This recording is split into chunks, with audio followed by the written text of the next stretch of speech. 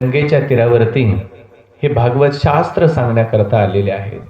परीक्षिती राजाचा प्रश्न अतिशय आवडलेला आहे शुकाचार्यांना. परीक्षिती राजाचा प्रश्न आहे की महाराज, जो मरण धर्मा प्राणी आहे त्याचं कर्तव्य काय? मरणाऱ्या जीवाने कोणतं कर्म केलं पाहिजे, त्याचं कर्तव्य काय असलं पाहिजे, त्याने काय केलं पाहिजे? परीक्षिती राजाचा प्रश्न अतिशय आवडला शुकाचार्यांना. कारण मरणारा एकटा परीक्षिती राजा नाहीये, मरणारे तर सगळेच आहेत. जे जे जीव जन्माला आलेले आहेत ते प्रत्येक जीव एक दिवस मरणार आहेत. आया है सो जाएगा, राजा रंक फकीर, कोणीही असू द्या, या विश्वामध्ये जन्म घेतलेला आहे म्हणजे एक दिवस त्याचं मरण निश्चित आहे. म्हणून मरण धर्मा जो प्राणी आहे, जो जीव आहे, त्याचं कर्तव्य काय? हा जो परीक्षिती राजाचा प्रश्न आहे, सार्वभौम प्रश्न आहे, जगाच्या कल्याणाकरिता आहे, सर्व जीवाकरिता तो प्रश्न आहे. बोला जय श्री कृष्ण. म्हणून शुकाचार्य परीक्षिती राजाच्या प्रश्नाचं उत्तर देण्याकरता सुरुवात करतात. शुकाचार्य पुढे बोलतात. राजन, श्री शुक उवाच वर्यानिशति प्रश्न कृतो लोकहितो नृपः वर्यानिशति प्रश्न. बघा, ज्या प्रकारची वस्तू खाल्लेली असेल, जो पदार्थ खाल्लेला असेल, ढेकरही त्याच प्रकारचा येत असतो. मुळा खाल्लेला असेल तर त्या प्रकारचा ढेकर येत असतो. कांदा लसूण काही पदार्थ खाल्लेले असतील, ढेकरही त्याच प्रकारचा येत असतो. त्याप्रमाणे या शुकाचार्य महाराज बोलत असताना त्यांच्या मुखातून तशा प्रकारचे अक्षर प्रगट झालेले आहेत. शुकाचार्यांच्या मुखातून ब्रह्माक्षर प्रगट झालेले आहेत. काय कारण आहे? त्यांच्या अंतःकरणामध्ये, पोटामध्ये ब्रह्मानंद भरलेला आहे. म्हणून मुखातून अक्षर जी बाहेर पडलेली आहेत ती ब्रह्माक्षर बाहेर पडलेली आहेत. मग त्याच्यानंतर शुकाचार्य म्हणतात, राजन, ज्या जीवाला आपलं कल्याण करून घ्यायचं आहे ना, त्याने काही गोष्टी जीवनामध्ये आत्मसात करणं अतिशय आवश्यक आहे, गरजेचं आहे. ज्या जीवाला आपलं कल्याण करून घ्यायचं आहे त्या जीवाने, मग तो कोणीही जीव असू द्या, प्रत्येक जीवाचं हे कर्तव्य आहे. त्याच्यामध्ये प्रथमतः जीवाचं कल्याण करून घेण्याकरिता त्याने निद्रेवर विजय मिळवला पाहिजे. निद्रयार्यते नक्तम व्यवायेन च वावयः देवाचार्थे हया राजन कुटुंब भरणेन वा. ज्याला आपलं कल्याण करून घ्यायचंय ना, त्याला अगोदर निद्रेवर विजय मिळवता आला पाहिजे. निद्रा म्हणजे झोप. झोपेवर विजय मिळवायचा आहे. विशेषतः ब्रह्ममुहूर्तावरची जी झोप आहे, निद्रा आहे, ब्रह्ममुहूर्तावरती उठलं पाहिजे. निद्रा अवस्थेतून बाहेर आलं पाहिजे. भगवान परमात्मा देखील या विश्वामध्ये आल्यानंतर, द्वारकामध्ये आल्यानंतर, द्वारकाधीश झाल्यानंतर नियम धर्म सोडित नाहीत. या लोकामध्ये आल्यानंतर सर्व नियम धर्म सांभाळतात. ब्रह्ममुहूर्तेचे उत्थाय, ब्रह्ममुहूर्तावरती उठून भल्या पहाटे 3 वाजता 4 वाजता नित्य अग्निहोत्र करायचे.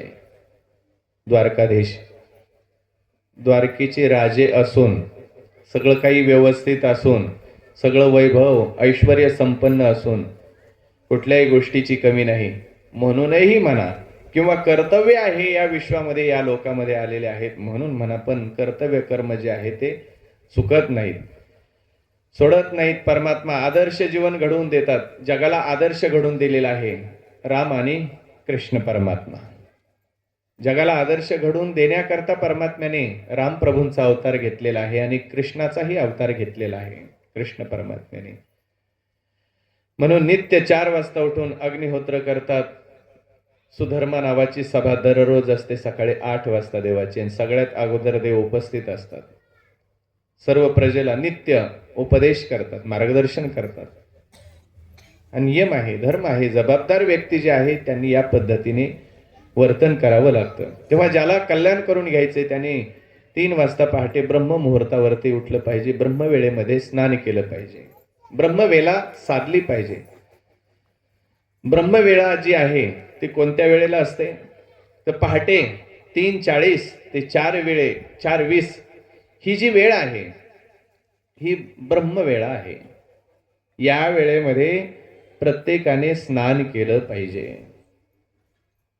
ब्रह्ममुहूर्तावरती उठून 3 वाजता बरोबर आपल्याकडे घाटसावळीमध्ये, आता घाटसावळी म्हणजे गोरक्षनाथाच्या कृपा छत्राखाली हे गाव आहे आपलं, हा परिसर आहे. त्याच्यामुळे इथे काही जास्त नियम सांगण्याची गरज नाहीये. सगळ्यांना माहिती आहे की पहाटे 3 वाजता उठावंच लागतंय, 4 वाजता आपण नित्यनेम करावंच लागतंय, 4:20च्या अगोदर स्नान करावं लागतंय, हे भागवतात सांगितलंय ना. म्हणून 4:20च्या अगोदर प्रत्येकाने स्नान करायचं. आतापर्यंत जर माहीत नसेल, मागं पुढं होत असेल, अंदाजाने चालू आहे आपलं. ब्रह्ममुहूर्तावरती उठलं पाहिजे, स्नान केलं पाहिजे, संध्या केली पाहिजे, नामचिंतन केलं पाहिजे, ऐकलेलं आहे आपण. पहाट आपल्या वेळेनं आपण ठरवतो, आपल्या सोयीने. पण असं नाही. 4:20च्या अगोदर स्नान करून तुम्ही संध्या केलीच पाहिजे, देवपूजा केली पाहिजे, नामचिंतन केलं पाहिजे, आपलं कल्याण करून घेण्याकरता. त्याच्याकरता निद्रानाम झोपेवर विजय मिळवला पाहिजे. पण परिस्थिती अशी आहे अलीकडे, सामान्य जे जीव आहेत त्याचं आपल्या कल्याणाकडे त्याचं लक्ष नाहीये. दिवाचार्थे हया राजन कुटुंब भरणे नवा. रात्र झोपेमध्ये घालवतात आणि दिवस कुटुंबाच्या भरण पोषणामध्ये. कल्याणाला वेळ कुठे आहे? कल्याणाकडे ध्यानच नाही जीवाचं. आपलं कल्याण कधी करून घ्यायचंय? एवढ्या करता राजन या गोष्टी केल्या पाहिजे. त्याच्यामध्ये काही गोष्टी आणखी महत्वाच्या आहेत. आणखी 3-4 गोष्टी सांगितलेल्या आहेत. काय सांगतात शुकाचार्य ऐका. शुकाचार्य म्हणतात, राजन तस्मात् भारत सर्वात्मा भगवान हरिरेश्वर श्रोतव्य कीर्तितव्यश्च स्मर्तव्यश्चेच्छता भयम्. शुकाचार्य सांगतात, राजन ज्याला आपलं कल्याण करून घ्यायचं आहे त्याने खूप श्रवण केलं पाहिजे, खूप श्रवण केलं पाहिजे. श्रवण करायचं, कशाचं श्रवण करायचं आहे? वेद शास्त्रादिकांचं श्रवण करायचं. रामायण, श्रीमद भागवत, भगवद्गीता, पुराण ग्रंथ, सत्शास्त्राचं श्रवण करायचं, खूप श्रवण करायचं. श्रवणे कीर्तने झाले ते पावन, सनकादिक जान परमभक्त. श्रवण केलं याने. श्रवणे कशाचं श्रवण केलं? कीर्तने, कीर्तनाचं श्रवण केलं. पुन्हा श्रवण केल्यानंतर कीर्तनही केलं.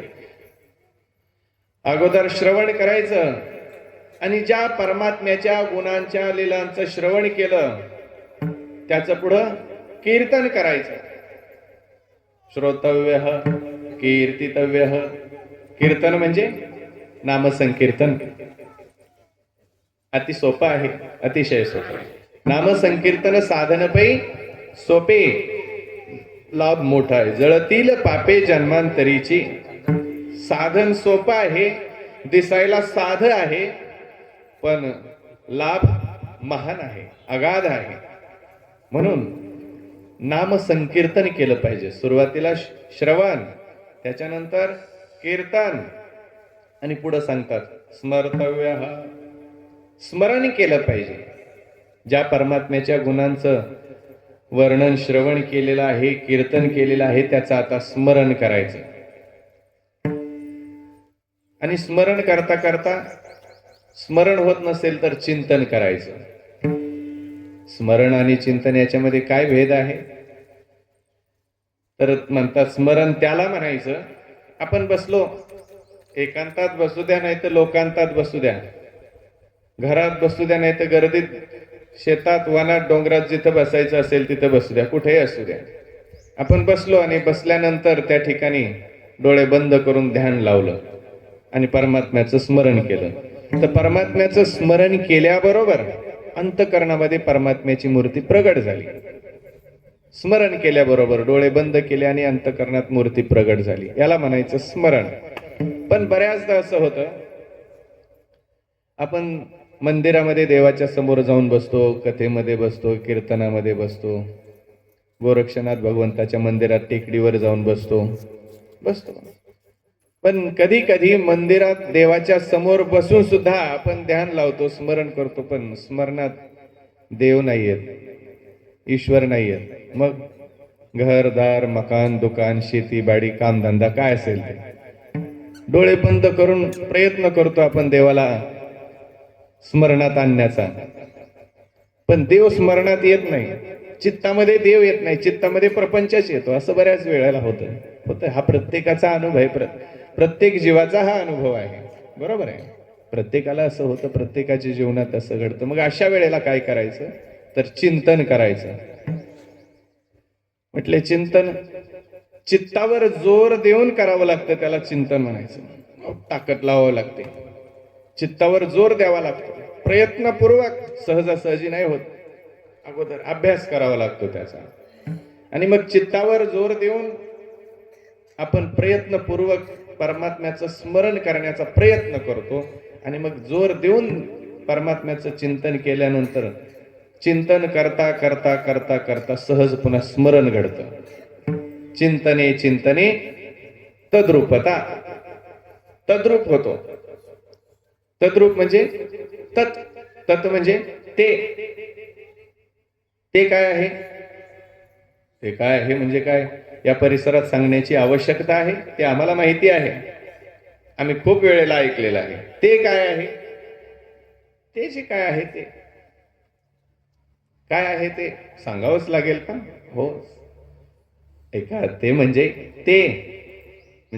ते ब्रह्म नाही का, तत्वमसी म्हणतो ना आपण. तत् म्हणजे ते, त्वम म्हणजे तू, आणि असी म्हणजे आहेस, ते तू आहेस, आहे की नाही. ते म्हणजे ते ब्रह्म, तो परमात्मा, तो ईश्वर.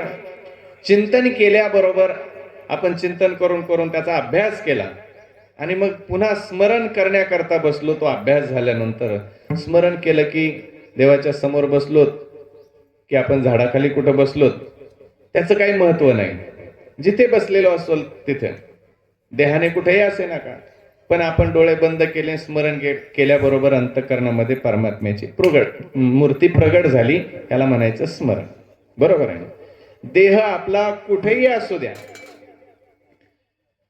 देह कुठे आहे, देहाची अवस्था काय आहे, याला पुन्हा किंमत नाही. बरोबर आहे. जगद्गुरु तुकोबाराय म्हणतात ना, देह असो माझा भलतीये ठाई, परी चित्त तुझे पायी असो द्यावे. देह म्हणजे शरीर कुठं का असे ना, पण चित्त मात्र कुठं असलं पाहिजे, तुझे पायी म्हणजे देवाच्या पायावरती, चरण कमलावरती चित्त असलं पाहिजे. चित्त कुठं आहे याला फार महत्व आहे. आपला देह, शरीर कुठे, याला काही महत्व नाही. म्हणून तुमचं शरीर, देह कुठं का असे ना, पण तुमचं चित्त मात्र नेहमी करता परमात्म्याच्या चरणावरती असलं पाहिजे, देवामध्ये असलं पाहिजे, देवाच्या चिंतनामध्ये असलं पाहिजे, नामचिंतनामध्ये असलं पाहिजे. सतत नामचिंतन केलं पाहिजे. रामकृष्ण हरी, रामकृष्ण हरी, रामकृष्ण हरी. हे ऐकलं परीक्षिती राजाने, विचारलं शुकाचार्यांना, म्हटले महाराज हे सर्व करण्याकरता माझ्याकडे वेळ कुठे? म्हणजे परीक्षिती राजा म्हणतात, महाराज माझ्याकडे तर 7च दिवस आहेत. 7 दिवसामध्ये मी काय काय करायचं? श्रवण करायचं की कीर्तन करायचं की स्मरण करायचं की चिंतन करायचं? शुकाचार्य म्हटले, राजन, अरे परीक्षिती, 7 दिवस काय कमी आहेत? 7 दिवस खूप आहेत. तू ऐकलं असेल, तो खटवांग नावाचा राजा होऊन गेलेला आहे. त्याच्याकडे किती वेळ होता? फक्त 1 तास उरलेला होता.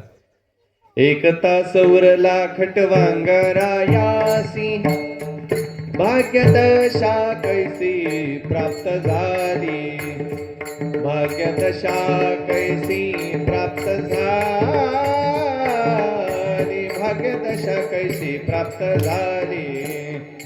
1 तास उरला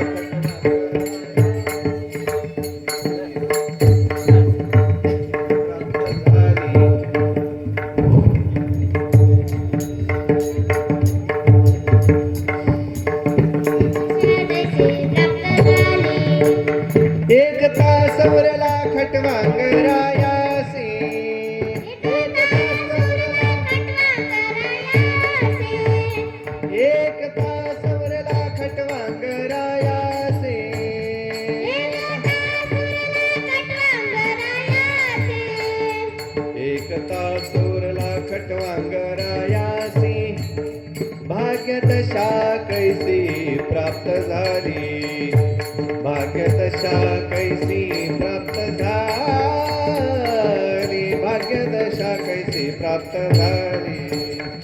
एकता सुरला खटवांगरायासे भाग्यदशा कैसी प्राप्त झाली, भाग्यदशा कैसी प्राप्त झाली, भाग्यदशा कैसी प्राप्त झाली.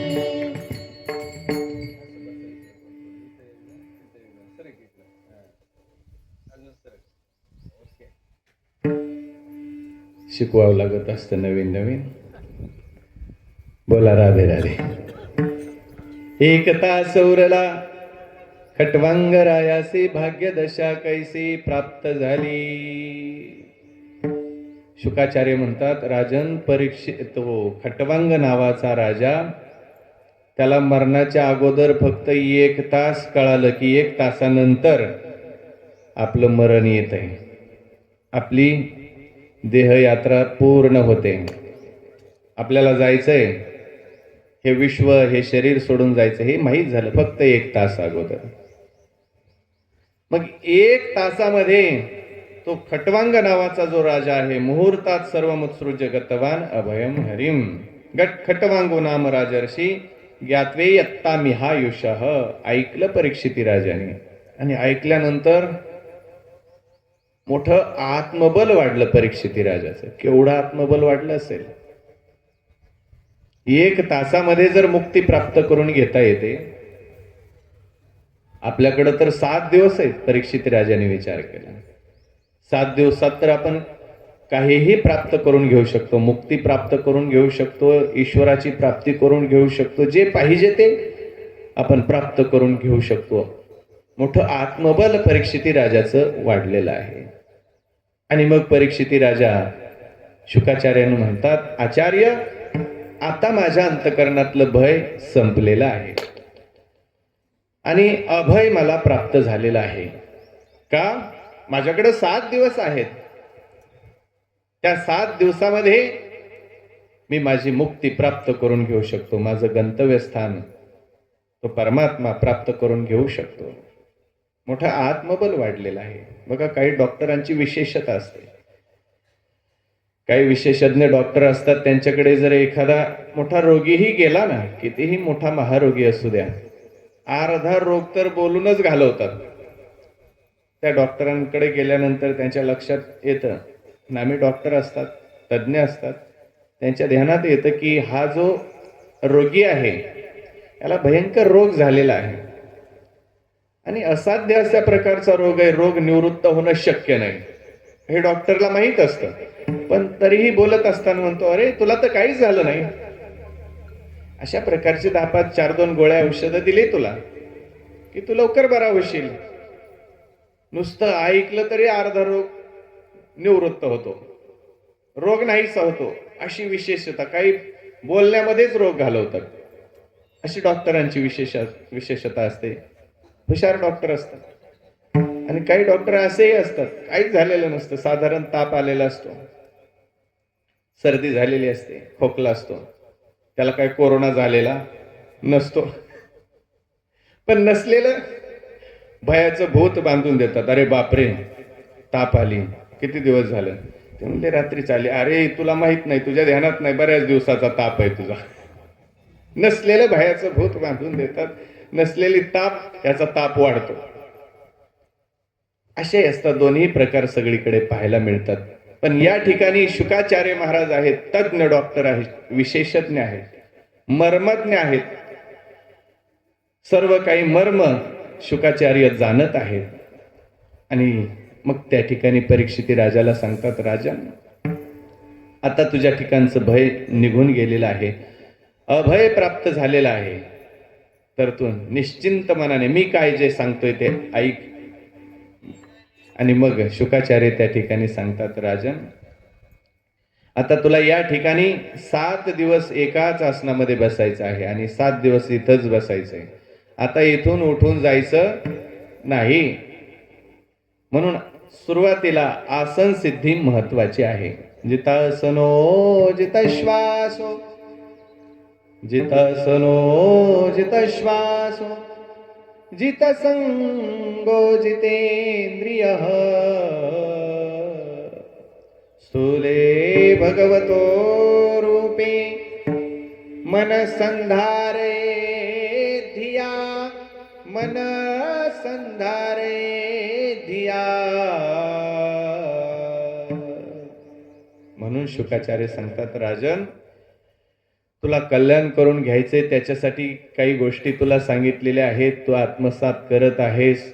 त्याच्यामध्ये 7 दिवस या ठिकाणी बसायचे, म्हणून तुला सुरुवातीला आसन सिद्ध करणं गरजेचं आहे. आसन सिद्धी महत्वाची आहे.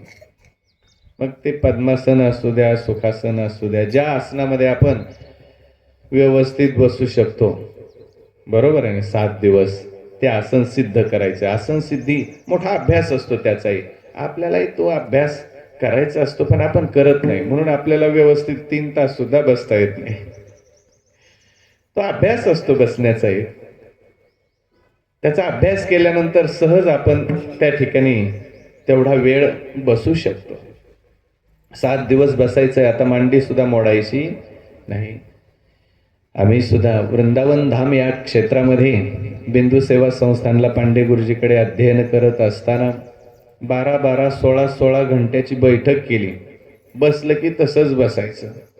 तो हे अभ्यास आम्ही केलेला आहे बराच काळ.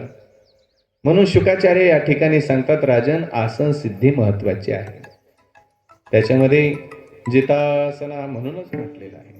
त्याच्यानंतर जितश्वास हो, श्वासावर विजय मिळवता आला पाहिजे, श्वासावर नियंत्रण मिळवता आलं पाहिजे. त्याच्यासाठी खूप प्राणायाम केला पाहिजे.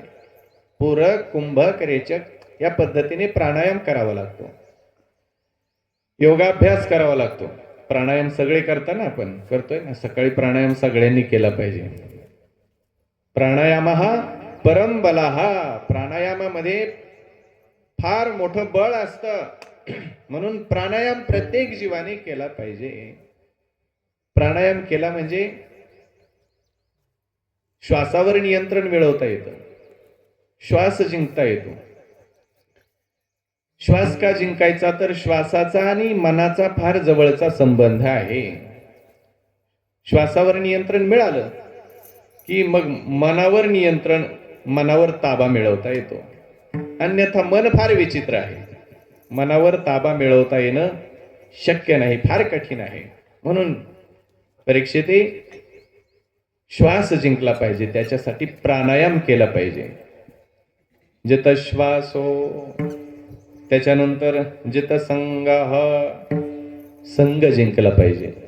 संगतीला फार महत्व आहे. जीवनामध्ये संगती महत्वाची आहे. जशी संगत असते ना, तसंच जीवाचं जीवन घडत असतं. जैसी संगत वैसी रंगत.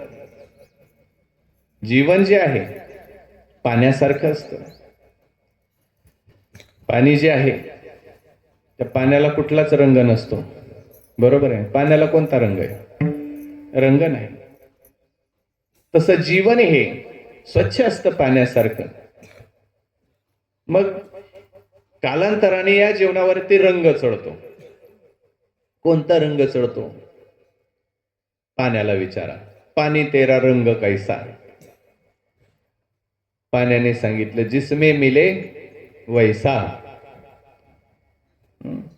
पाण्याने काय सांगितलं? जे मिळवाल, जिसमे मिले, ज्याच्यात मिळेल, वैसा, तसा माझा रंग, नाहीतर मला काही रंग नाही. तसं हे जीवन आहे. जीवनावरती रंग कोणता? जशी संगत घडल तशी रंगत घडल. म्हणून संगत जीवनामध्ये अतिशय महत्वाची आहे. संग जिंकला पाहिजे. जित संग, हा जित म्हणजे जिंकायचा आहे, संग जिंकायचा आहे. ज्ञानेश्वर महाराजही सांगतात ना, तुम्ही संगती राहा. कोणाच्या संगतीत राहा? हरिपाठाच्या 8व्या अभंगाच्या 1ल्या चरणात म्हणतात, संतांचे संगती मनोमार्ग गती, आकळावा श्रीपती येणे पंथी, आकळावा श्रीपती श्रीपती येणे पंथे, आकळावा श्रीपती येणे पंथे. संतांचे संगती मनोमार्गदर्शी, अकळावा श्रीपती येणे पंथे, अकळावा श्रीपती येणे पंथे, अकळावा श्रीपती येणे पंथे. हो, सगळ्या संतांनी सांगितलेलं आहे. संगती जी आहे जीवाच्या जीवनामध्ये अतिशय महत्वाची आहे. संतांचे संगती, संगतीमध्ये राहायचं तर कोणाच्या संगतीमध्ये राहायचं? ठीक आहे, संघ जिंकायचा आहे, संगतीमध्ये राहायचं तुम्ही सांगितलं, पण कोणाच्या? ते विश्वमाऊली ज्ञानेश्वर महाराज सांगतात, ज्ञानोबराय सांगतात, संतांचे संगती. आणि मग गती मिळते. कशाला गती मिळते? मनाला. मनोमार्ग गती. आणि आकळावा श्रीपती येणे पंथे, येणे पंथे श्रीपती आकळावा संतांचे संगती, म्हणून सांगितलेलं आहे. म्हणून संघ जिंकला पाहिजे. म्हणून जित संघ, त्याच्यानंतर जितेंद्रिय. इंद्रिय जिंकणं सुद्धा अतिशय महत्वाचं आहे. इंद्रिय जिंकली पाहिजेत. हे इंद्रिय कोणी जिंकली पाहिजेत? आबा, कोणी जिंकायची इंद्रिय? जो इंद्रियांच्या ताब्यात आहे त्याने जिंकलं पाहिजे. कोण आहे इंद्रियांच्या ताब्यात? इंद्रियांचे दिनी आम्ही केलो नारायणे. इंद्रियाच्या ताब्यात सगळेच आहे, कोण नाही. इंद्रिय ताब्यात असली पाहिजेत का इंद्रियांच्या ताब्यात असलं पाहिजे? कसं असलं पाहिजे? होय दादा, कसं असलं पाहिजे? इंद्रियांच्या ताब्यात असावं की इंद्रिय ताब्यात असावीत? इंद्रियच ताब्यात असली पाहिजेत, पण ती ताब्यात राहत नाहीत राहत. म्हणून आवरायला सांगितली. इंद्रिय आवरा. कोणी आवरायची? आपण. ज्याचे त्याने आवरले पाहिजे. सैराट धावतात ते त्यांना आवरलं पाहिजे, त्यांना ताब्यात घेतलं पाहिजे. त्यांना ताब्यात घेण्याकरता खूप कष्ट घ्यावे लागतात, खूप कष्ट घ्यावे लागतात. एकाएकी हे ताब्यात येत नाही. त्याच्यामध्ये हे दोघ जण आहेत, फार विचित्र आहेत, हे भयंकर आहेत, हे फार त्रास देतात सर्व इंद्रियांना, प्रत्येक जीवाला. कोण आहेत ते दोघ जण? जे की सर्व जीवांचे वैरी आहेत. भगवान कृष्ण परमात्म्याने अर्जुनजींना सांगितलं, या दोघांना तू या लोकांमध्ये वैरी आहे असं जाण. हे वैरी आहेत जीवाचे. कोण आहेत ते? कामयेश, क्रोधयेश, रजोगुण समुद्भवा हा महाशनो महापाप्मा विद्धेन मिह वैरिणम. या लोकातील, या विश्वातील जीवांचे, लोकांचे हे वैरी आहेत, हे दोघ जण. हे ज्ञाननिधीचे भुजंग, भजन मार्गीचे मांग मारक जे, यांना ताब्यात घ्या. तुकोबाराय म्हटले, आम्ही ते बंदीखान्यात टाकून दिले, त्यांना दिलं, कोंडून ठेवलं. का? त्रास देतात हे. यांना अगोदर ताब्यात घेतलं, त्यांना बंदीखान्यात टाकण्याकरता आधी ताब्यात घेतलं. ताब्यात घेणं गरजेचं आहे. ज्यांना बंदीखान्यात टाकायचंय, असं कसं टाकता येईल? रस्त्याने सैराट धावतात, त्यांना ताब्यात घ्यावं लागतं ना अगोदर. ताब्यात घेतल्याशिवाय बंदीखान्यात टाकता येत नाही ना. एखादा कैदी आहे, तो कैदी झाला, कैदी केला, तो अपराधी आहे म्हणून केला. पण तो जो अपराधी कोणी का असे ना, त्याला कैद करण्याकरता अगोदर त्याच्या मागे धावावं लागलं. ही सगळी यंत्रणा धावत होती. पोलीस, फौज, फाटा, हे सगळे त्याच्या मागे धावत धावत धावत त्यांनी ताब्यात घेतलं आणि कैद केलं, बंदीखान्यात टाकलं. तसं तुकोबाराय म्हणतात, आम्ही सुद्धा यांना ताब्यात घेतलं आणि ताब्यात घेऊन काय केलं? बंदीखान्यात टाकलेलं आहे. काय प्रमाण आहे ते? काम क्रोध बंदीखानी, तुका म्हणी दिले दोन्ही, इंद्रियांचे धनी आम्ही झालो गोसावी. हो, महाराज काय म्हणतात? काम क्रोध बंदी खानी, तो काम म्हणे दिले दोन्ही, हे दोघ जण जे आहेत ना, काम आणि क्रोध, हे दोन्ही आम्ही बंदीखान्यात देऊन टाकले. कोणाकडे दिले? ज्याच्याकडे हा बंदीखाना आहे त्याच्याकडे दिले. आपल्याला काय माहिती, आपण हे देऊन टाकाव द्या. जे बंदीखान्यात सांभाळतात त्यांना, तिथेही सांभाळणारे असतातच ना, ठेवावे लागतात. तसं एक काम क्रोध दिल्यानंतर तिथं सांभाळणारा एक वर्ग आहेच, त्यांच्याकडे देऊन टाकले, ताब्यात दिले आणि बंदीखान्यात टाकून दिले. तो का म्हणे दिले दोन्ही देऊन टाकले. एक ठेवला आणि एक दिला, नाही चालत. कैदी गुन्हेगार दोन आहेत, अपराधी दोन आहेत ना, हे दोन वैरी आहेत, त्याच्यातला एक ठेव म्हणले आणि एक देऊन टाकू. कोणता बरा वाटतो तुम्हाला? काम बरा वाटतो की क्रोध बरा वाटतो? हे दोघही चांगले नाही. काम बरा वाटतो का? म्हटले नाही, फार वाईट आहे, विचित्र आहे आणि बलाढ्य आहे, फार बलवान आहे. हा मोठ्या मोठ्यांना घाबरत नाही. कोण मोठे? कामाजी कोतवाल याने नागविले बहुतांसी, हरिहराची अब्रू घेतो भय नाही त्यासी. क्रोधाजी फौजदार तोही मिळाला त्यासी. कामाजी कोतवाल याने नागविले बहुतांसी, मोठ्या मोठ्यांची फजिती केली यांनी. पण कोणते मोठे? त्यांची नावही सांगून दिली महाराजांनी. हरिहराची आबरू घेतो भय नाही त्यासी. हरी आणि हर, हरी म्हणजे ज्याची कथा चालू आहे तो काय, पांडुरंग पंढरपूरचा मालक. कथा कोणाची चालू आहे? त्या मालकाची चालू आहे, बरोबर आहे. जो विश्वाचा मालक आहे, विश्वाचं भरण पोषण करणार आहे, सगळ्या जगाला जो सांभाळतोय, सगळ्या जगावरती ज्याची कृपा आहे, जगाला मुक्त करण्याचं ज्याच्याकडे सामर्थ्य आहे, समर्थत्व आहे, ऐसा पुरवी धरावी ते इच्छा. जो जीव इच्छा करील तो इच्छा पूर्ण करणारा समर्थ असा आहे. आणि तो समर्थ असलेला परमात्मा, त्याला घाबरत नाही. हा हरिहराची आबरू घेतो. हरी म्हणजे हा मालक झाला आणि हर म्हणजे महादेव भगवान शंकर परमात्मा. हराची ही आबरू घेतो, भय नाही त्यासी. त्याला यांचं भय नाही तर मग तुमचं भय आहे का? आपलं थोडं भय त्याला. तो फक्त साधू महात्म्याला घाबरतो, बाकी कोणालाच घाबरत नाही. त्यांच्याही पाठीमागे असतोच तसा, हात धुवून मागे लागतो त्यांना पकडण्याकरता. कशा करता? बाकीच्यांना सोडून यांच्या मागे का धावतो?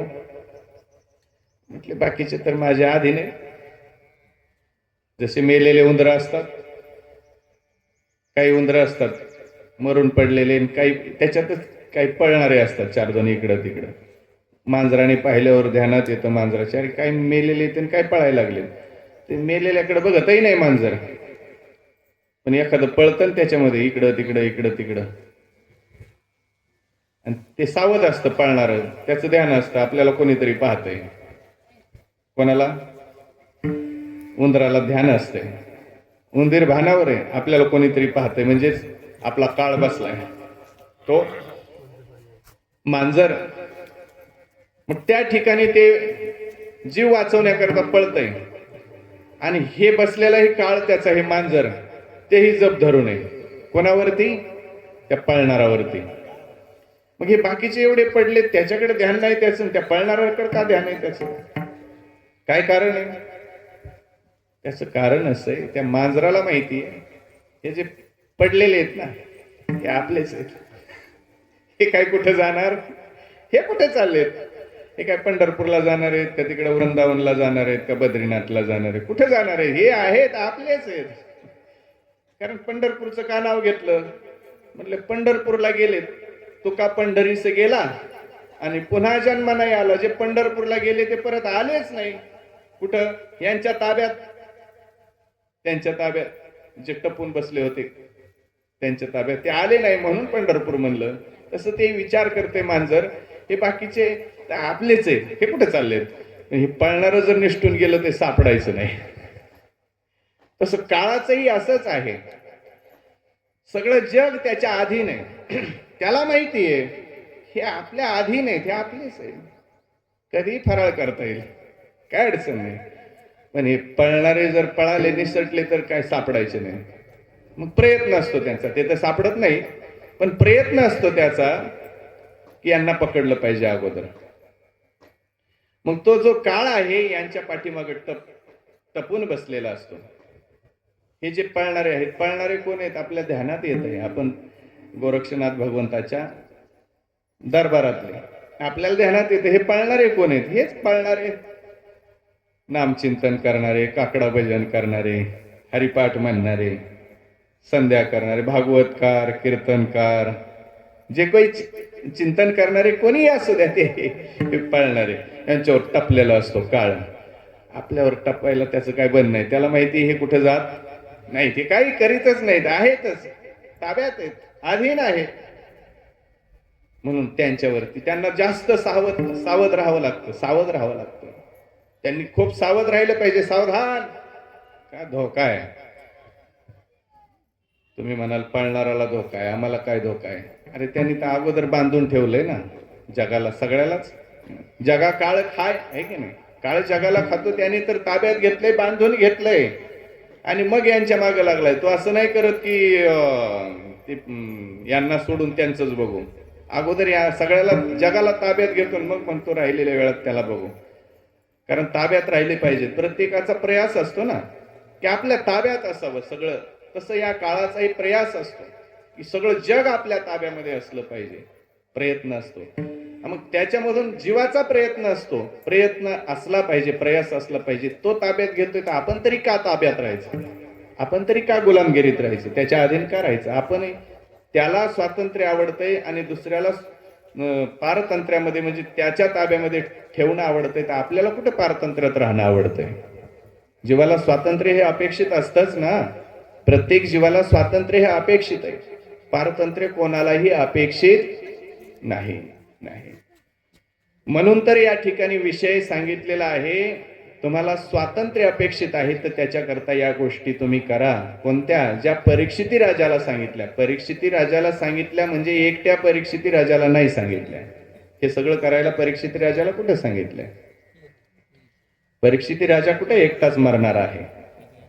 परीक्षिती राजा म्हटलेले आहेत की आम्ही 7 दिवसात तर सगळेच मरणार आहेत ना. मग जे काही हे सांगितलेलं आहे एकट्या परीक्षिती राजासाठी सांगितलेलं नाही, सगळ्यासाठीच सांगितलेलं आहे. म्हणून या गोष्टी फार महत्वाच्या आहेत. इंद्रिय जिंकणं फार महत्वाचं आहे. हे काम आणि क्रोध जे आहेत हे वैरी आहेत प्रत्येक जीवाचे या लोकांमध्ये. त्यांना जिंकलं पाहिजे. सर्व इंद्रिय मग जिंकता येतात. इंद्रिय जिंकली पाहिजे. 10 इंद्रिय आहेत ना, आणि 11वं मन प्रधान आहे, अध्यक्ष सगळ्या इंद्रियांचा, मालक मनीरामजी. तो कोबरायांनी देवाला सांगितलं, देवा बाकीच्यांना आम्ही बघतो. बाकीची जे इंद्रिय आहेत त्यांना गायीची संज्ञा दिली, गायीची उपमा. बाकीचे 10 इंद्रियांना, ह्या 10 गायी आहेत आमच्या, आम्ही सांभाळतो, वळतो. पण देवा ती जी अध्यक्ष जी झालेली गायी आहे ना, मालक, त्या अध्यक्षाला तू सांभाळ. ती गाय तू सांभाळ. कोणती आहे ती? मनेरी नावाची. तू का म्हणे तू राख मनेरी? मनेरी नावाची गाय तू सांभाळ. ती तुझी तू सांभाळ देवा. आम्ही नाही तिला सांभाळू शकत, आवरू शकत नाही, कारण ती आमची नाहीच. ती फार वडाळ आहे म्हटली. लय वडाळ ही गाय. नको तिथं जाणार, नको ते खाणार, नको ते पाहणार, नको ते पिणार. वडाळ आहे ती, वासना वडाळ गाय गड्यानो. म्हणून तुकोबारायांनी प्रार्थना केली, विनंती केली, देवा तिला तेवढं तू सांभाळ. बाकीचे आम्ही, बाकीचे तर म्हटले बाकीच्यांनाही कोणालाच आवरता येत नाहीत. बाकीची इंद्रिय बाकीच्यांना कुठे आवरता येतात, पण आम्ही बघतो त्यांचं, आम्ही प्रयत्न करू त्या इंद्रियांना आवरण्याचा. त्याच्यामध्ये प्रधान इंद्रिय सांगितलं रसना नावाचं. हे आवरता येत नाही, पण तेव्हा आम्ही आवरू. रसना नावाचं इंद्रिय फार विचित्र आहे. रसनेंद्रिय आहे ना, रसना म्हणजे जीभ. जीभ नावाचं इंद्रिय फारच हटाळी ही जीभ. काही केल्या आवरत नाही. पहाटेच्या अभंगाच्या त्या भजनात आपण म्हणतो ना, मुका झालो वाचा गेली जिव्हालांचावली भोजना, दुग्धघृत शर्करा पकवाना, निंदिले उपआना, तेने पावलो मुखबंधा. जिव्हा म्हणजे जीभ, म्हणजेच रसना नावाचं इंद्रिय. लय विचित्र. या जिभेचे आज चोचले पुरवण्यामध्ये जीव परेशान आहे. आणि सगळं ही रसना नावाची इंद्रिय जी आहे ना, शरीराच्या विरोधात आहे, आपल्या विरोधामध्ये आहे. जे शरीराला आवश्यक आहे, जे आपल्याला आवश्यक आहे, ते तिला नको आहे. शरीराला काय आवश्यक आहे? औषधी आवश्यक आहे. औषधी वस्तू ग्रहण करणं अपेक्षित आहे, आवश्यक आहे. लिंबाचा रस, कडू कारल्याचा रस, जे काय औषधी असतील ते शरीराला आवश्यक अपेक्षित आहे. पण हे जिभेला नकोय. जिभेला काय पाहिजे? लांचावली भोजना, काय काय, दुग्ध घृत शर्करा पक्वांना. पुन्हा निंदा करू लागली. तिला जर हे मिळालं नाही सगळं तर ती निंदा करते. कोणाची निंदा करते? निंदिले उपान्ना. उपान्न जे आहे सामान्य अन्नाची ही निंदा करते जीव. पण अन्नाची निंदा कधी करू नये, कधीच करू नये. अन्नाची निंदा कधी करू नये, कोणीच करू नये.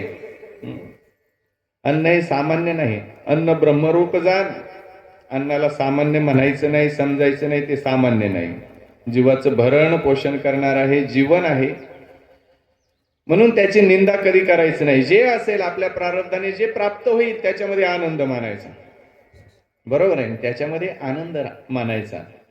साध्या पद्धतीचं जेवण असावं, जेवण साधं असावं, सकस असावं आणि शुद्ध असावं. शुद्ध सात्विक भोजन असावं, शुद्ध आहार असावा. शुद्ध आहार म्हटल्यानंतर कोणता आहार शुद्ध असतो? शुद्ध आहार शाखा आहार. बरोबर आहे. शाकाहार, शाकाहार हा शुद्ध असतो, जो प्रकृतीने शाकाहारी प्राण्यांकरता निर्माण करून दिलेला आहे या सृष्टीमध्ये. तो आहार जीवाने घेतला पाहिजे. रसना म्हणते म्हणजे जीभ म्हणते म्हणून नाही, नियम आहे एवढ्या करता. म्हणून हे सोपी गोष्ट नाही. एवढ्या करता सांगितलेलं आहे की तुम्ही हे जिंकलं पाहिजे, इंद्रिय जिंकले पाहिजे. रसना नावाचं इंद्रिय जिंकलं पाहिजे, मन नावाचं इंद्रिय जिंकलं पाहिजे. मन इकडं तिकडं धावू द्यायचं नाही, मन इथं लावायचं. म्हणून या 4 गोष्टी शुकाचार्यांनी परीक्षिती राजाला सांगितल्या. जितासनो जितश्वासो जितसंगो जितेंद्रिय. ठीक आहे, इथपर्यंत आलो आपण. पण पुढं काय करायचं? शुकाचार्य सांगतात की आता भगवंताच्या स्थूल रूपाचं ध्यान करायचं. स्थूले भगवतो रूपे मनसंधार दिया. भगवंताच्या स्थूल रूपाचं ध्यान करण्याकरता सांगितलेलं आहे. त्याच्यानंतर स्थूल सूक्ष्म रूपाची धारणा, क्रममुक्ती, सद्योमुक्तीचं वर्णन आलेलं आहे. त्याच्यानंतर इच्छेनुसार विविध देवतांची उपासना, त्यांच्या महात्म्याचं निरूपण सांगितलेलं आहे. ज्याला सुंदर रूपाची कामना आहे त्याने गंधर्वांची उपासना करण्याकरता सांगितलं. ज्यांना अपेक्षा आहे की आपल्या पती पत्नीचं भांडण आपलं कधी होऊ नये, जीवनभर सौख्य लाभावं, पती पत्नीचं परस्पर प्रेम राहावं, अशी अपेक्षा असेल, अशी कामना असेल तर त्यांनी महादेव पार्वतीची उपासना करण्याकरता सांगितलं. महादेव पार्वतीची उपासना करायची. कधी बात बिघडत नाही पती पत्नीची. म्हटले ज्याला कुठलीच इच्छा नाही, केवळ परमात्म्याची इच्छा आहे, परमात्म्याची प्राप्तीची इच्छा आहे, म्हटले त्याने परमपुरुषाची आराधना करायची आहे. अकाम सर्व कामो मोक्ष काम उदारधीः तीव्रेन भक्ति योगेन यजेत पुरुषं परम. कुठल्याही प्रकारची कामना ज्याच्या अंतःकरणामध्ये नाही त्याने परमपुरुष नारायणाची, कृष्ण परमात्म्याची भक्ती करायची आहे.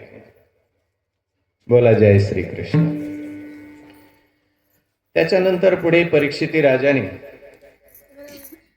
काही प्रश्न विचारलेले आहेत, सृष्टीविषयक प्रश्न विचारलेले आहेत. आणि मग सृष्टीविषयक प्रश्न विचारल्यानंतर, भगवंताच्या स्वरूपाविषयी प्रश्न विचारल्यानंतर शुकाचार्य म्हणतात, राजन, या तुझ्या प्रश्नाचं उत्तर देण्या अगोदर मला मंगलाचरण केलं पाहिजे. बघा, एवढी कथा झाली आणि आत्ताशिक मंगलाचरण करतात. मंगलाचरण कधी असतं? सुरुवातीलाच असतं. देवाचं नामस्मरण, श्री गणेशा मंगलाचरण जे आहे ते सुरुवातीला आरंभाला असतं, बरोबर आहे ना? पण एवढी कथा झाली ना, आत्ताशिक हे मंगलाचरण करतात. काय कारण आहे? त्याची अनेक कारणे सांगितली जातात. पैकी एक कारण असं आहे, मी म्हटले शुकाचार्य महाराज म्हणजे परमहंस आहेत, परमहंस आहेत. परमहंसाला कुठल्याही प्रकारचा विधी नसतो. विधी नाही, नियम नाही, काही नाही. परमहंसाला विधी नसतो.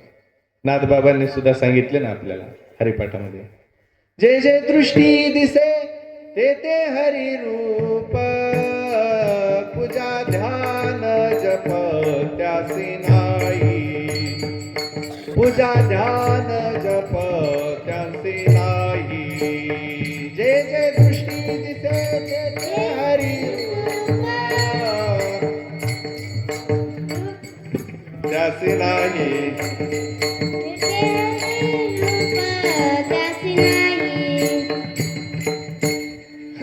वा वा, अभ्यास करावा लागतो, पाठ बी करावं लागतं. हे सोपं नाही, आहे का नाही? अवघड असतं. जावे त्याच्या वंशा तेव्हा कळे. लगेच काय 4 चाली म्हणता आल्या आणि 4 अभंग पाठ झाले म्हणजे काय सगळं जमतं असं काही नाही. कठीण असतं. पण अभ्यास करीत राहिलं पाहिजे. अभ्यास केला पाहिजे प्रत्येकाने, अभंगाचा, पाठांतराचा, चाली म्हणण्याचा, स्वराचा, तालाचा. काही माणसं भजन करतात पण अभ्यास करत नाहीत. काही माणसांचं जीवन जातं एकाच अभंगामध्ये. एक अभंग पाठ करतात, त्याच्या 2 चाली, आणि त्यांच्या तारुण्यामध्ये भजनाला लागलेले किंवा बालवयात मरेपर्यंत एकच अभंग आणि तीच चाल. नवीन अभ्यास केला पाहिजे. थोडासा अभ्यास करून चाली, काही भांडवल जमा केलं पाहिजे, मिळवलं पाहिजे. बोला जय श्रीकृष्ण. जे जे दृष्टी दिसे ते ते हरिरूप, पूजा ध्यान जप त्यासी नाही. नाथबाबांनी हा विषय सांगितलेला आहे. जे परमहंस आहेत, ज्यांना या विश्वामध्ये पाहिल्यानंतर हे विश्व विश्वरूपाने दिसत नाही, जगत रूपाने दिसत नाही. कोणत्या रूपाने दिसतं? दृष्टीनं जे जे दिसतंय ते कोणत्या रूपाने? जे जे दृष्टी दिसे ते ते हरिरूप, हरिरूपाने दिसतं, म्हणजे देव रूपाने दिसतं. आता विश्वाकडे बघितलं, या जगाकडे बघितलं, जगातल्या व्यक्तींकडे बघितलं, जग नाही दिसत, ती व्यक्ती नाही दिसत. मग काय दिसतं? हरिरूप दिसतं. तो परमात्मा दिसतो, तो ईश्वर दिसतो. मी तुमच्याकडे पाहिलं, तुम्ही माझ्याकडे पाहिलं, काय दिसतं आपल्याला? ईश्वर दिसतो, हरी दिसतो. हरिरूप आहे. हरिदेव जगत, जगदेव हरी, जनिवनी अवघा देव. अशी वृत्ती ज्याची झालेली आहे त्याला काही करण्याची गरज नाही. त्याला कुठला विधी नाही, नियम नाही, काही नाही. पूजा ध्यान जप त्यासी नाही. त्यांनी पूजा केली तरी चालते, नाही केली तरी चालते. पूजा जप, जप आहे, केला तरी ठीक आहे, नाही केला तरी त्याचा आत जप अंतर चालू आहे. ज्ञानदेवा मौन जपमाळ अंतरी, धरोणी श्रीहरी जपे सदा. त्याचा जप सुरूच आहे. बाहेर लोकांना दाखवण्याकरता केला काय, नाही केला काय. आणि ध्यानही त्याचं सहज ध्यान, त्याला ध्यान करण्याची गरज नाही. हे एक कारण आहे. परमहंस आहेत म्हणून मंगलाचरण आतापर्यंत त्यांनी केलं नाही. किंवा परीक्षिती राजाचा अगोदरचा जो प्रश्न आहे, सामान्य जीवाच्या कल्याणाकरिता प्रश्न विचारलेला आहे, म्हणून प्रश्नाचं उत्तर देण्याकरता सुरुवात केली. तात्काळ प्रश्न आवडलेला आहे म्हणून हे एक कारण आहे. आणि आज मंगलाचरण करतात त्याचं कारण असं आहे की आज जो प्रश्न विचारलेला आहे परीक्षिती राजाने, तो सृष्टीविषयक म्हणजे भगवंताच्या स्वरूपाविषयी प्रश्न विचारलेला आहे. आणि भगवंताच्या स्वरूपाचं जे वर्णन आहे त्याच्या कृपेशिवाय होणं शक्य नाही. परमात्म्याच्या स्वरूपाचं वर्णन करणं अतिशय कठीण आहे. हे कोणालाही जाणणं अशक्य आहे. वेदाला सुद्धा कळत नाही. वेद तो परमात्मा जो आहे त्याला जाणण्याकरता गेला, त्याचं वर्णन करण्याकरता गेला. महाराज म्हणतात ना, वेद जाणो गेला पुढे मौनावला, ते गुह्य तुझला प्राप्त कैची. श्रुती नेती नेती म्हणती. ठीक आहे, श्रुतीनं वेदाने वर्णन केलं पण विधीने नाही केलं, विधी रूपाने नाही, निषेध रूपाने वर्णन केलेलं आहे. न इति न इति न इति. त्या श्रुती मातेला विचारलं, वेदाला विचारलं, तो परमात्मा कसा आहे, परमात्मा कसा आहे, परमात्मा कसा आहे, नाही वर्णन करता आलं. मौन राहिल्या. काहीतरी सांगा. मग त्यांनी सांगितलं, न इति, असा नाही, असा नाही, असा नाही, असा नाही, असा नाही, कसा आहे ते तर सांगा. मौन पडलं, बोलताच येणार. झाल्या द्विसहस्र जिव्हा जिव्हा. त्या 1000 तोंडाचा शेष तो वर्णन त्या ठिकाणी परमात्म्याचं करू गेला तर त्याची जिव्हा मधून चिरली असं म्हणतात. पुसू नका बाई वेदासी काही कळलेची नाही, झाल्या द्विसहस्र जिव्हा जिव्हा. देव का हो विटे बरी उभा उभा उभा, देव का हो विटे बरी उभा. बरोबर आहे. मोठ्या मोठ्यांना त्या परमात्म्याचं स्वरूप कळालं नाही, नाही त्याचं वर्णन करता आलं. त्याचं वर्णन त्यांनाच करता आलं ज्यांच्यावर त्यांची कृपा आहे, त्याची कृपा आहे त्या परमात्म्याची. ते फक्त त्या परमात्म्याचं स्वरूप जाणू शकतात, ओळखू शकतात, त्याचं वर्णन करू शकतात. म्हणून आज शुकाचार्य महाराज परमात्म्याच्या स्वरूपाचं वर्णन करण्याकरता त्याचं अगोदर मंगलाचरण करतात. दिव्य असं मंगलाचरण या ठिकाणी आलेलं आहे. यत् कीर्तनम यत् स्मरणम यदीक्षणम यद वंदनम यद श्रवणम यदर्हणम लोकस्य सद्यो विधुनोति कल्मषम तस्मै सुभद्र श्रवसे नमो नमः. ज्याचं कीर्तन, स्मरण, वंदन, श्रवण जे काय आहे सर्व काही जीवाचं मंगल करणार आहे त्या परमात्म्याला नमन केलेलं आहे. बोलिये कृष्ण कन्हैया लाल की जय. आणि मग पुढे त्या परमात्म्याचं मंगलाचरण करून त्याच्या कृपेने सृष्टी वर्णन शुकाचार्यांनी केलेलं आहे. भगवंताच्या विराट स्वरूपाचं वर्णन आलेलं आहे, त्याच्या विभूतींचं वर्णन केलेलं आहे. भगवंताच्या विराट स्वरूपाचं वर्णन आहे. हे विश्व त्या परमात्म्याचं विराट स्वरूप आहे. परमात्म्याने हे ब्रह्मांड निर्माण केलं, त्याचं स्वरूप. त्याच्यामध्ये 7 लोक वर निर्माण केली, 7 लोक खाली निर्माण केली. वर कोणतं वर निर्माण केलेले आहे? भू भुव स्वह मह जन तप सत्य असे 7 लोक. आणि खाली अतल वितल सुतल तलातल रसातल महातळ आणि पाताळा असे खालचे 7 आणि वरचे 7 परमात्म्याने हे लोक निर्माण केलेले आहे. त्याच्या स्वरूपाचं वर्णन या पद्धतीने पुढे विस्ताराने येत आहे. बोला राधे राधे. ते आपल्या विचाराच्या पलीकडे. आपण जर ते वर्णन करीत गेलो आणि श्रवण करत गेलो, आपली बुद्धी कधी कधी बंद पडते, आपली गती त्या ठिकाणी नाही. मग आपल्याकरता काय आहे? भागवतामध्ये ज्या भगवान परमात्म्याने, कृष्ण परमात्म्याने लीला केल्या या आपल्याला प्रसन्न करतात. तिथपर्यंत आपली गती आहे, त्या लीला कळतात आपल्याला. म्हणून लीलांचं वर्णन आलेलं आहे. भगवंतांच्या समस्त लीलावतारांच्या कथा संपूर्ण एका अध्यायामध्ये या ठिकाणी आलेल्या आहेत. त्याचं वर्णन शुकाचार्यांनी केलेलं आहे. आपल्यालाही त्याचं वर्णन करायचं आहे. बालकृष्णाच्या गोकुळातील ज्या लीला आहेत त्याचं वर्णन करायचं आहे. रात्री सूचना मिळालेली आहे. गोकुळातील कन्हैयाच्या, कृष्णाच्या लीला आपल्याला ऐकायच्या. पण अजून देवाचा जन्म बाकी आहे. अजून देवाचा जन्मच झाला नाही. उद्या जन्म होणार आहे ना. भागवत कथेतील 7 दिवसाची कथा असल्यानंतर 4थ्या दिवशी जन्मकथा असते, कृष्ण जन्म कथेतील. मग कृष्णाचा जन्म झाला, देवाचा जन्म झाला की तिथून पुढे लीला सुरू होतात जन्माच्या. आणि मग गोकुळातील लीला, वृंदावनातील लीला, मथुरेतील लीला, द्वारकेतील लीला सुरू झाल्या. मग अतिशय गोड कथा. सुरुवातीचे 2-3 दिवस अति जड जातात, कारण हा विषय क्लिष्ट असतो, बुद्धी जड पडते, बऱ्याचदा काही समजत नाही, असं होतं. पण हा बाबा सांगायला असल्यावर समजण्यासारखं सांगतो. भागवतातलंच मूळ श्लोकाचं चिंतन, पण आपल्याला समजण्यासारखं आपल्या भाषेमध्ये. बोला जय श्रीकृष्ण. त्याच्यानंतर पुन्हा आणखी पुढे परीक्षिती राजाने विविध प्रश्न विचारलेले आहेत. ब्रह्मदेवाला भगवत धामाचं दर्शन झाल्याचं वर्णन पुढे आलेलं आहे. एक दिवस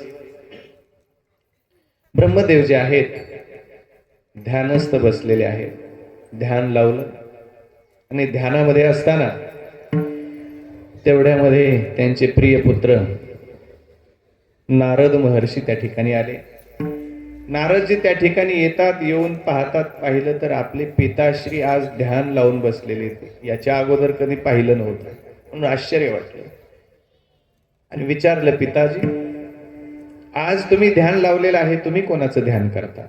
सर्व विश्व सर्व जग तुमचं ध्यान करतंय, कारण तुम्ही हे सगळं ब्रह्मांड निर्माण करतात, या ब्रह्मांडाचे निर्माते तुम्ही आहात, हे जग तुम्ही निर्माण केलं, या जगाला तुम्ही जन्म दिला, तुम्ही मालक आहात, तुम्ही विधाता आहात, तुम्ही कोणाचं ध्यान करत आहात?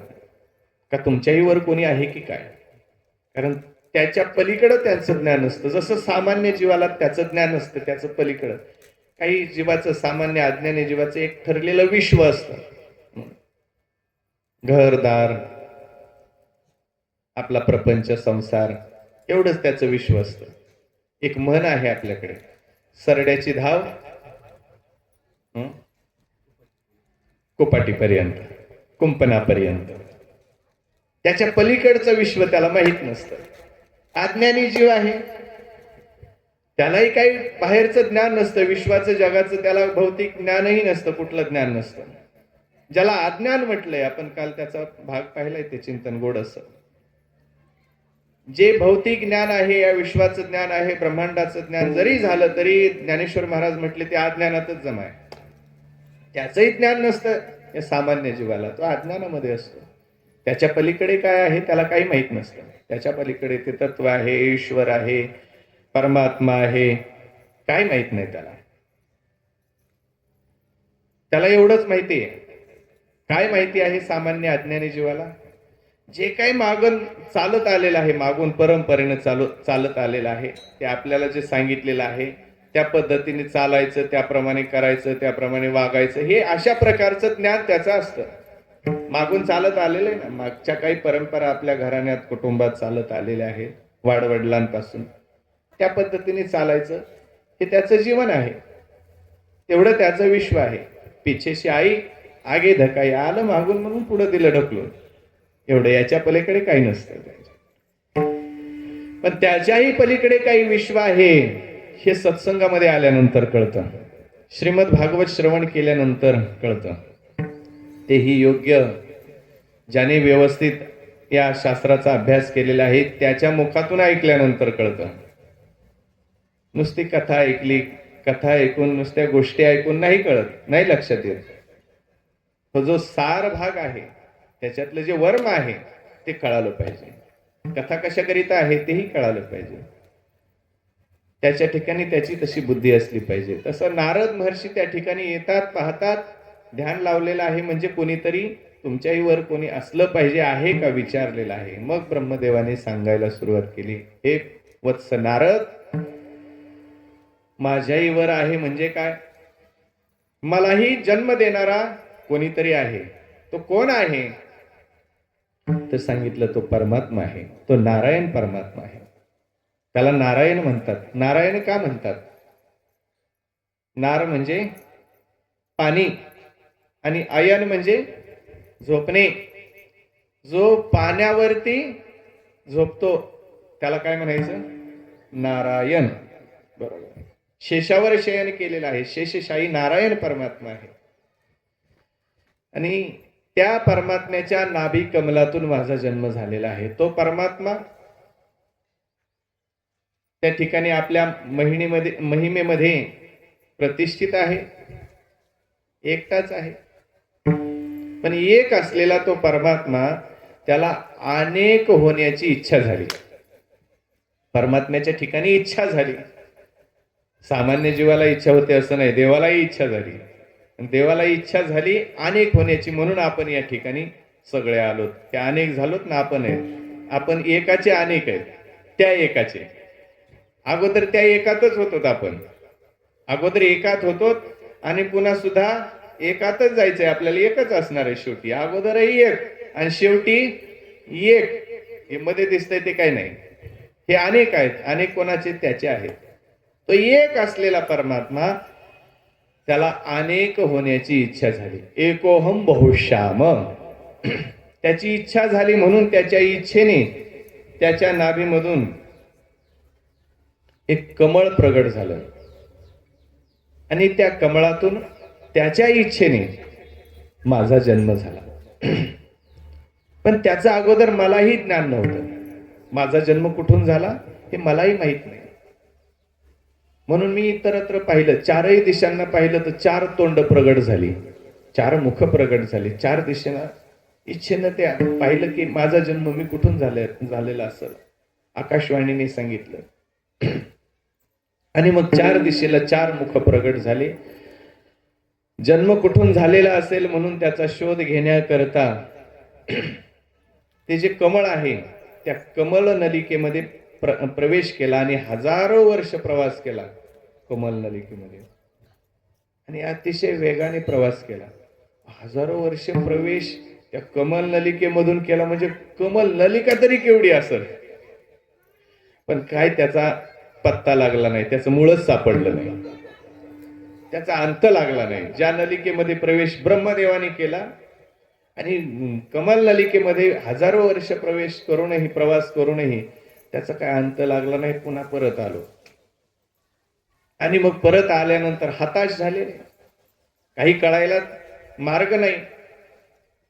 तेवढ्यामध्ये आकाशवाणी झाली. आकाशवाणी काय झाली? स्पर्शेषु यत् षोडशमेकविंशम् निष्किंचनानां यत् नृप यत् धनं विदुः. स्पर्श संज्ञक जे वर्ण अक्षर आहेत त्याच्यातील 16 क्रमांकाचं जे अक्षर आहे वर्ण अक्षरातील आणि 21 क्रमांकाचं जे अक्षर आहे बघा, हे कोड्यात असतं. हे कोडं सुटलं पाहिजे. 16वं आणि 21वं अक्षर आहे. 16 नंबरचं अक्षर कोणतं आहे? वर्णाक्षर पाठ आहेत का आपल्याला? स्वानंद सुखनिवासी सद्गुरू जोग महाराजांच्या संस्थेत प्रवेश घेतल्यानंतर हे मराठी व्याकरण शिकवलं जातं. आणि व्याकरणामध्ये हे वर्ण अक्षर शिकवली जाते, वर्णमाला शिकवली जाते. वर्ण अक्षर सगळ्याला माहीत असली पाहिजे. शाळेतही शिकलेलो असतो आपण. 1ली 2री पासून अभ्यास सुरू होतो.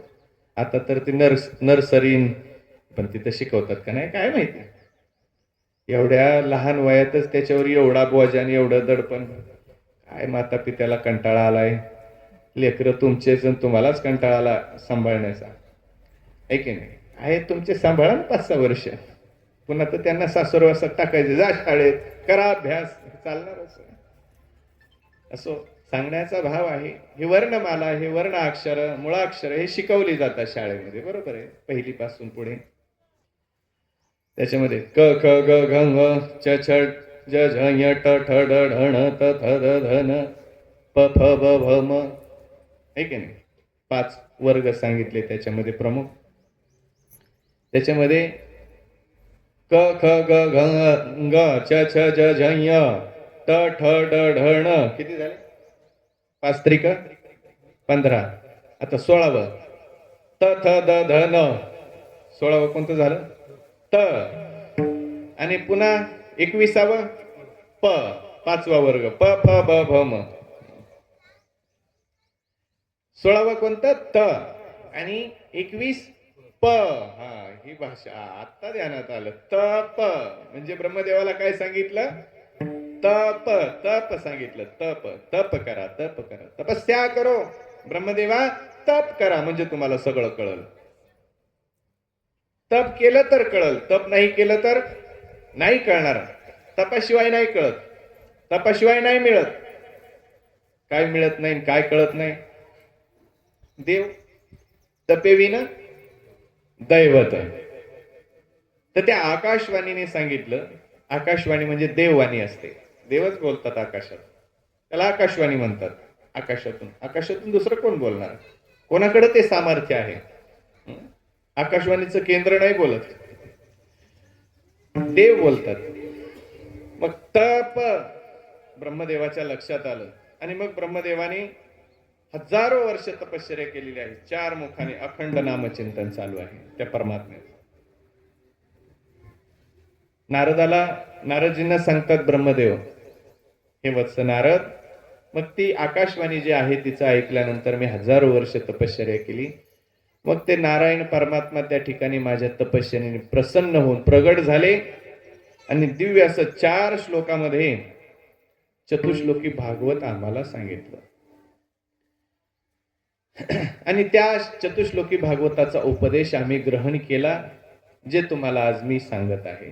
ब्रह्मदेव सांगतात ते या ठिकाणी सांगितलेलं आहे. ज्ञानम परमगुह्यम यद विज्ञान समन्वितम सरहस्यं तदंगम च गृहाण गदितं मया यावानहं यथा भावो यद्रूपगुणकर्मकः तथैव तत्त्वविज्ञानमस्तु मे मदनुग्रहात् अहमेवासमेवाग्रे नान्यद् सत्परं पश्चादहं यदि तच्च योऽवशिष्येत सोऽस्म्यहं ऋतेऽर्थं यत् प्रतीयेत न प्रतीयेत चात्मनि तद्विद्यादात्मनो मायां यथा भासो यथा तमः यथा महन्ति भूतानि भूतेषु चावचेष्वणो प्रविष्टान्य प्रविष्टानि तथा तेषु न तेष्वहम. दिव्य असा चतुश्लोकी भागवताचा उपदेश नारायण परमात्म्याने दिला. आरंभाला नारायण परमात्म्याने ब्रह्मदेवाला दिला. ब्रह्मदेवाने हाच चतुश्लोकी भागवताचा उपदेश पुढे आपले प्रिय पुत्र नारद महर्षींना दिला. नारद महर्षींनी पुढे आपले शिष्य व्यास महर्षींनी, व्यासो नारायण जे नारायणाचा अवतार आहेत, व्यास महर्षी, त्यांना हा चतुश्लोकी भागवताचा उपदेश दिला. पुढे व्यास महर्षींनी आपले प्रिय पुत्र शुकाचार्य महाराज, त्यांना 18,000 श्लोकामध्ये विस्तार करून हा भागवताचा उपदेश दिला. आणि शुकाचार्यांनी पुढे परीक्षिती राजाला त्यांच्या उद्धाराकरिता हा दिव्य असा श्रीमद भागवताचा चतुश्लोकी भागवताचा, ज्याचं 18,000 श्लोकामध्ये विस्तार आहे, तो उपदेश दिला. आणि तोच उपदेश आज आपल्याला शुक परीक्षिती यांच्या संवादातून सर्व जगाला त्याचा लाभ प्राप्त होतो आहे. बोलिये शुकदेवजी भगवान की. ही परमात्म्याची जगावरती कृपा आहे आणि विशेष अशा प्रकारची ही कृपा आहे. त्याच्या कृपेने आपल्याला हे प्राप्त झालेलं आहे.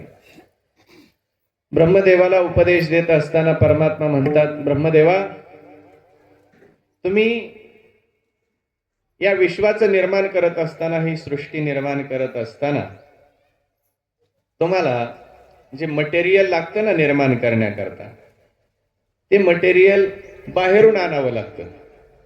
बाहेरून म्हणजे दुसऱ्याकडून घ्यावं लागतं. कोणाकडून? पंचमहाभूतांकडून. पृथ्वी, आप, तेज, वायू, अग्नी, आकाश यांच्याकडून हे मटेरियल घ्यायचं पंचमहाभूतांचं. मग ते घेतल्यानंतर तुम्हाला हे विश्व निर्माण करता येतं.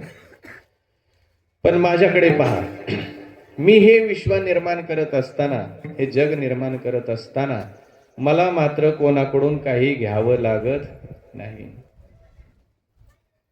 ते मटेरियल मीच निर्माण करतो आणि मीच हे विश्व निर्माण करतो. बनवणाराही मीच आणि बनणाराही मीच. अभिन्न निमित्तोपादान कारण. कधी कधी निमित्त कारण आणि उपादान कारण हे भिन्न असतं. हे ऐकलेलं असेल आपण, भागवत ऐकलेत ना याच्या अगोदर. कशाला ध्यानात राहतंय? आणि कोण सांगताय भागवतकाराचं तरी काय बंद आहे एवढं सगळं सांगण्याचं? बरोबर आहे, तुम्हाला जे आवडतंय ते सांगून मोकळं व्हायचं. नाहीतरी 2-3 तासच असतात आणि तेवढ्यात तुम्हाला काय बरं वाटतंय ते सांगायचं आणि मोकळं व्हायचं. बरोबर आहे. बरं वाटण्याकरता भागवत नाही, कीर्तन, प्रवचन, भागवत, सत्संग हा बरं वाटण्याकरता नाहीये, मग बरं होण्याकरता आहे. बरोबर आहे. बरं झालं पाहिजे का बरं वाटलं पाहिजे? बरं झालं पाहिजे. बरं वाटलं काय, नाही वाटलं काय, त्याला काय महत्व आहे? बरं झालं पाहिजे, कल्याण झालं पाहिजे, तुमचं चांगलं झालं पाहिजे का तुम्हाला चांगलं वाटलं पाहिजे? वा वा वा, छान महाराज, काय गोड बोलतात. काय लोक खुश केले, पब्लिक खुश झाले, ऐकणारा श्रोतृवर्ग प्रसन्न झाला. प्रसन्नता कशामध्ये आहे? ज्याच्याने कल्याण होईल त्याच्यामध्ये प्रसन्नता आहे. बरोबर आहे ना? कल्याण कशामध्ये आहे? हित कशामध्ये आहे? हित कशात आहे जीवाचं? हे वक्त्याला कळालं पाहिजे. ज्याच्यात हित आहे त्या गोष्टी सांगितल्या पाहिजे. हित आहे देवाचं चिंतन करण्यामध्ये. हित ते करावे देवाचे चिंतन, हा तेने नारायण कृपा करी. आता इथं आबा बसलेत म्हणल्यावर राहिलेल्या प्रमाणाची काय अडचण नाही, तुम्ही पूर्ण करून घ्या बाकून कथा झाल्या. हित आहे देवाचं चिंतन करण्यामध्ये. आणि वक्त्याने सुद्धा त्याच गोष्टी सांगितल्या पाहिजेत की ज्याच्यामध्ये जीवाचं हित आहे, सर्व जगाचं ज्याच्यामध्ये हित आहे तेच सांगितलं पाहिजे. भागवत त्याच्या करताय. बरोबर आहे. भागवत बरं वाटण्याकरता नाही, बरं होण्याकरता आहे. या गोष्टी ध्यानात घेणं अति महत्वाचं आहे. ज्यांच्यावरती गुरुकृपा असते ना त्यांना या गोष्टी प्राप्त होत असतात. आता ही मूर्ती, या मूर्तीवरती विशेष अशी सद्गुरूंची कृपा आहे. वैकुंठवासी विठ्ठल महाराज घुले बाबा, शांती ब्रह्म मारुती बाबा कुरेकर बाबा, नाही, त्याच्यानंतर वैकुंठवासी पांडुरंग महाराज वैद्य बाबा, त्यांचा पट्ट शिष्य, एकदा तर लाथाने मारलेला आहे. 7वी-8वीला असेल वर्गात, पाठात असताना तो त्या ठिकाणी प्रसाद ठरला. बरोबर आहे ना? प्रसाद ठरला बाबांच्या पाठामध्ये, त्यांच्या सानिध्यामध्ये, त्यांच्या सन्मुख बसून श्रवण करण्याचा योग. आणि 1 वर्ष बाबांचा अधिकार फार मोठा होता. असं ऐकत आहोत आपण, आम्ही सुद्धा मोठ्यांकडून असं ऐकलेलं आहे. महाराष्ट्रामध्ये त्यावेळेला फक्त 3च असे महात्मे होते, 3 विद्वान होते वैद्य बाबांच्या काळामध्ये. असं सदानंद गुरुजी आळंदीकर सांगायचे. म्हटले आम्ही 3च आहोत, त्याच्यातले बाबा गेले, त्याच्यातले आपल्यातले एक होते.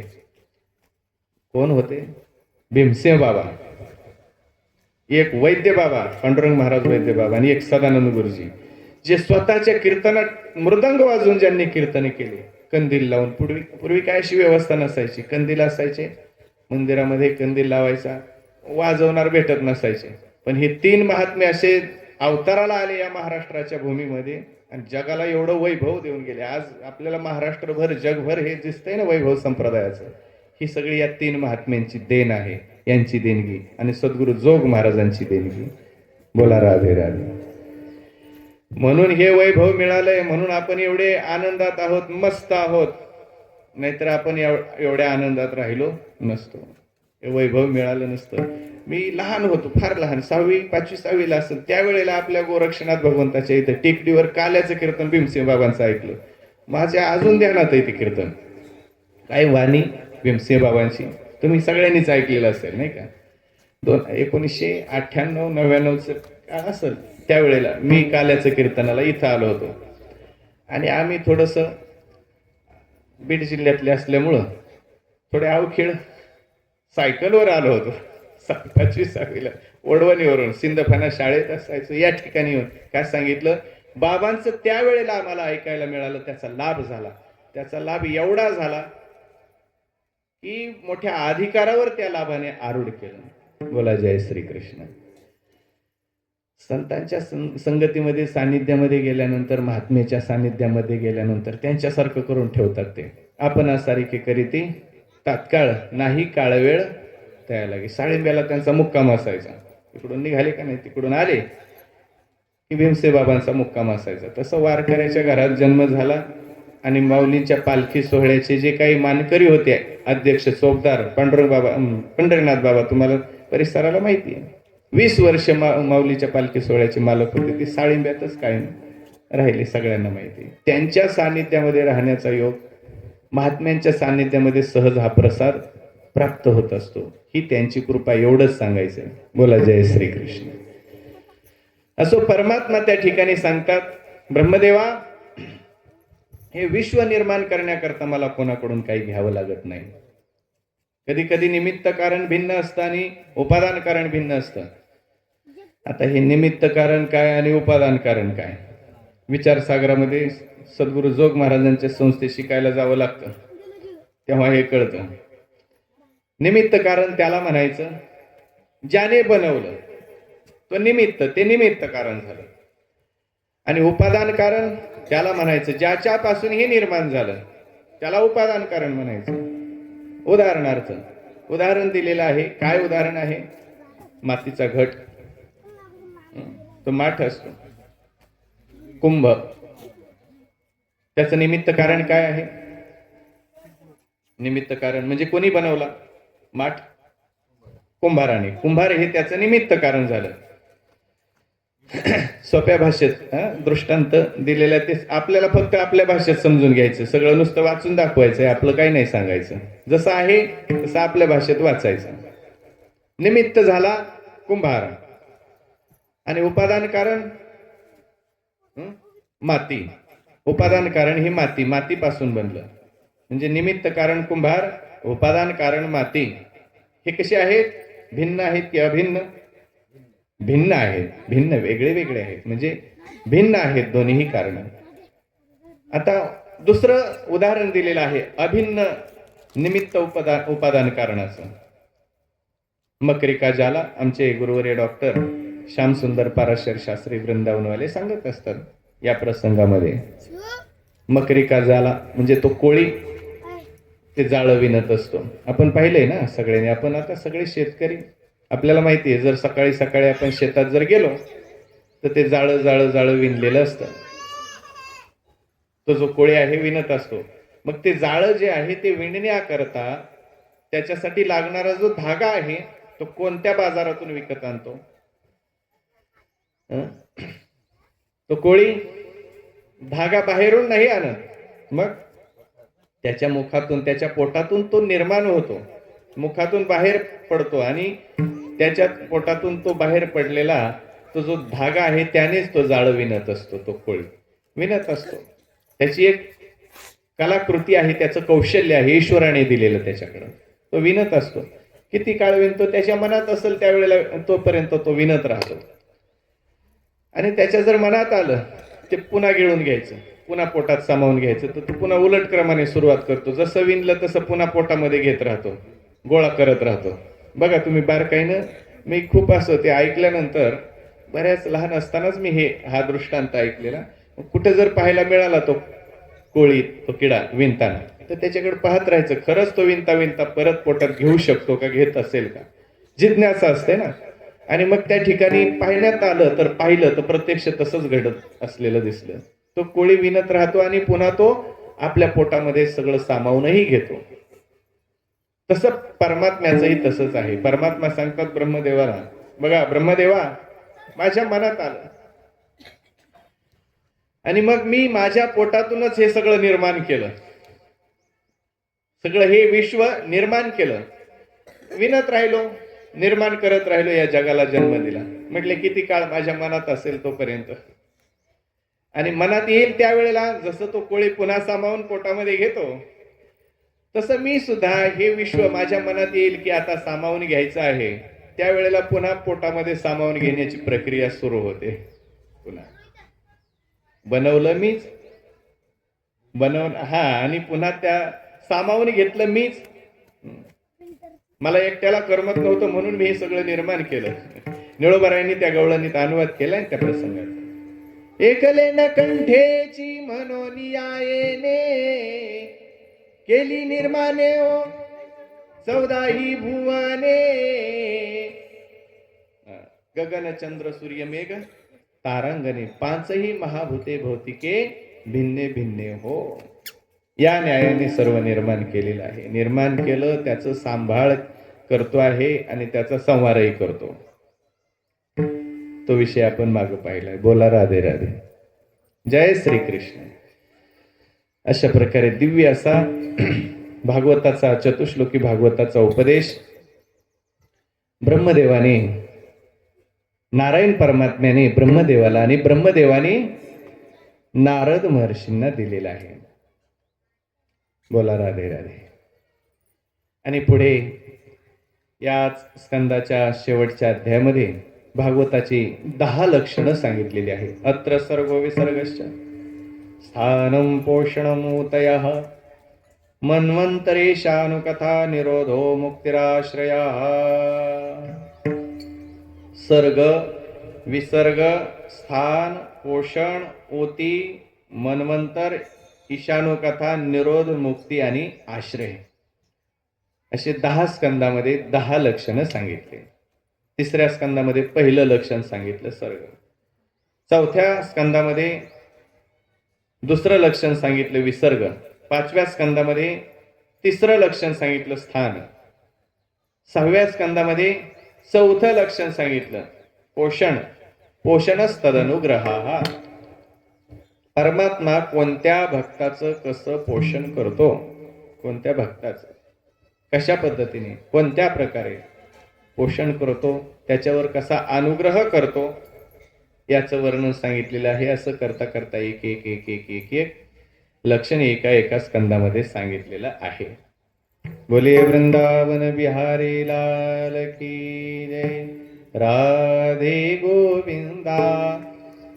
जय जय राधे गोविंदा. नटवर नागर नंदा. जय जय राधे गोविंदा. जय जय राधे गोविंदा. बोला. राधे गोविंदा. नटवर नागर नंदा. जय जय राधे गोविंदा. जय जय राधे गोविंदा. राधे गोविंदा. नटवर नागर नंदा. जय जय राधे गोविंदा. जय जय राधे गोविंदा. राधे गोविंदा. नटवर नागर नंदा. जय जय राधे गोविंदा. नटवर नागर नंदा. जय जय राधे गोविंदा.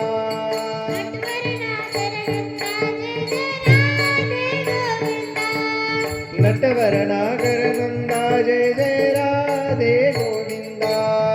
नटवर नागर नंदा. जय जय राधे गोविंदा. नटवर नागर नंदा. जय जय राधे गोविंदा. नटवर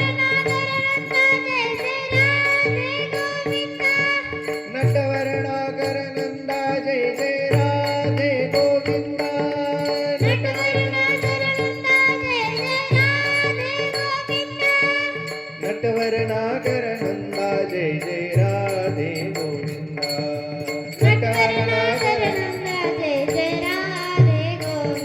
जय जय राधे गोविंदा. राधे गोविंदा. नटवर नागर नंदा. जय जय राधे गोविंदा. जय जय राधे गोविंदा. राधे गोविंदा. नटवर नागर नंदा. जय जय राधे गोविंदा. जय जय राधे गोविंदा. राधे गोविंदा. नटवर नागर नंदा. जय जय राधे गोविंदा. जय जय राधे गोविंदा. राधे गोविंदा. नटवर नागर नंदा. जय जय राधे गोविंदा. जय जय राधे गोविंदा. राधे गोविंदा. नटवर नागर नंदा. जय जय राधे गोविंदा.